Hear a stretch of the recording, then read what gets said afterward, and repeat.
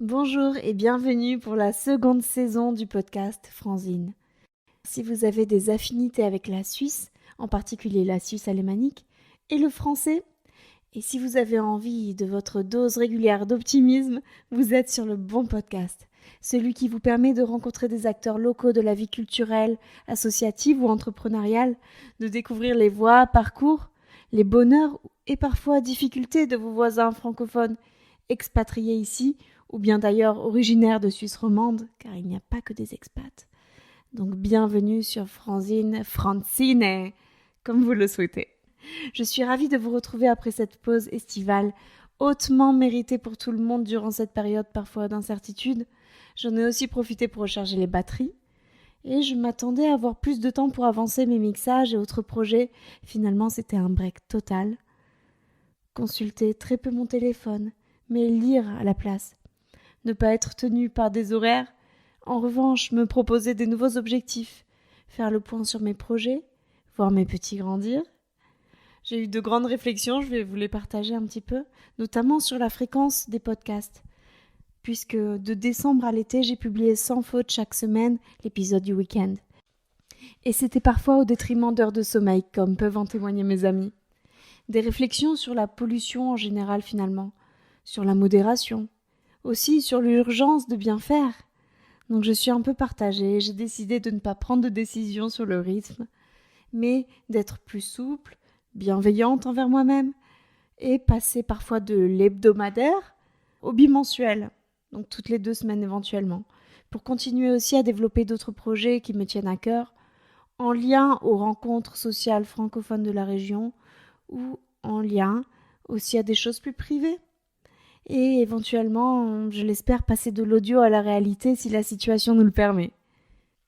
Donc j'espère que vous continuerez à être au rendez-vous des podcasts et je vous remercie de l'avoir été. Et surtout que vous continuerez à suivre les aventures des jolies personnes que j'y présente, parce que je pense vraiment qu'elles valent le coup. Il n'y a pas que les parcours exceptionnels de stars qui comptent.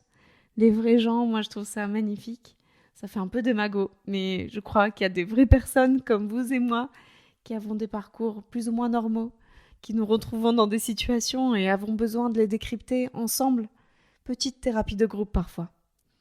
Allez, en continuant sur le social, je rappelle que c'était vraiment mon intention première, constatant l'isolement de certains expats, ayant aussi rencontré des personnes au gré du hasard, avoir un besoin de conseils, d'encouragement, le besoin d'un sentiment de communauté aussi finalement, d'entendre que les choses sont possibles.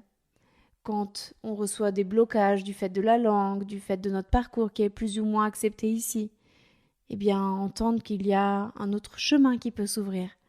Ça, c'est vraiment une des choses que je retiens en tout cas des derniers épisodes et des choses qui ont été partagées. Je crois que ce sentiment de communauté va aussi au-delà du sentiment. Je recense quand même un certain nombre d'associations sur mon site et chacune a son utilité, son public propre. Propose des activités ou des contenus pour les Frenchies, pour les francophiles de la région. Le réseau de bénévoles de ces associations est vraiment à saluer.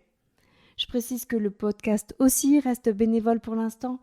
Bien entendu, je serais d'accord d'insérer des spots de publicité si cela rentre dans les thématiques, l'intention du podcast, dans sa lignée. Pour le social, toujours, j'ai fait le choix de présenter des épisodes souvent considérés comme longs, parfois même en 2 volets. Et c'est pour moi le temps d'une rencontre, le temps d'un café, d'aborder les sujets plus profonds et identitaires, le temps de dire tout ce que l'on veut dire, ne pas trop se censurer, de toucher à l'essence des invités du podcast. En général, je tâche de mettre en bio du podcast les moments forts de la discussion, mais ne passez pas à côté aussi des éclats de rire ou de tout ce qui pourrait vous faire du bien. Je profite de ces retrouvailles après les vacances pour vous rappeler l'importance à mes yeux et aux yeux des invités de vos écoutes, de vos commentaires encourageants, des likes sur YouTube qui sont très très visibles, des étoiles sur Apple Podcasts, Google Podcasts. L'importance de votre accueil aussi sur les réseaux, les groupes Facebook, Instagram, LinkedIn, qui augmentent la visibilité des publications. Autre réflexion qui m'a habitée cet été, tant que j'y suis, la part que je souhaite donner à la culture et à la littérature, qui pour moi sont le socle qui mène à de grandes idées, à l'harmonie sociale, à élever le débat finalement. Donc je relance mon appel aux auditeurs souhaitant apporter leur contenu culturel au podcast, des débats d'idées sur les thèmes identitaires, des langues ou autres.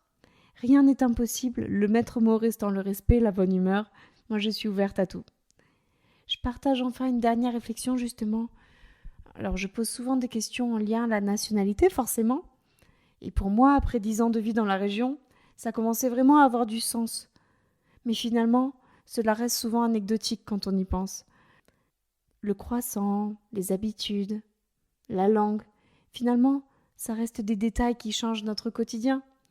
Ma conviction profonde restera toujours qu'on est tous, selon l'expression de Stefan Zweig, citoyens du monde, que nous avons toujours plus de points communs que de divergences entre humains.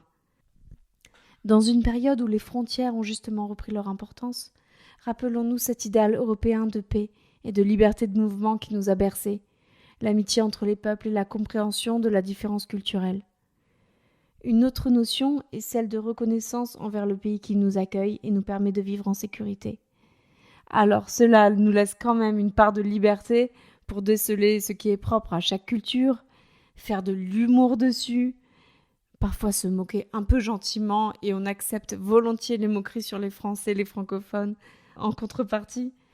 Parfois on se plaint un peu aussi comme thérapie collective. Ne parlons même pas de la météo. Voilà, j'espère que vous serez donc au rendez-vous.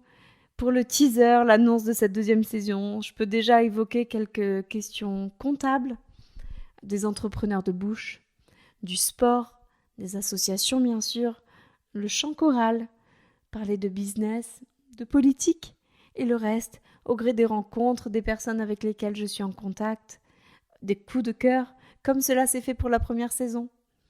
Aussi, si vous souhaitez me proposer un peu d'aide pour le projet, les mixages ou encore mieux en parler à d'autres médias, cela peut augmenter la portée de la visibilité que je propose aux invités, donc n'hésitez pas. Et j'adore l'esprit collégial, décidément. Sur ce, chers amis, bonne rentrée à tous, croyez en vous, et rendez-vous vendredi prochain pour l'épisode du week-end de Franzine. À bientôt!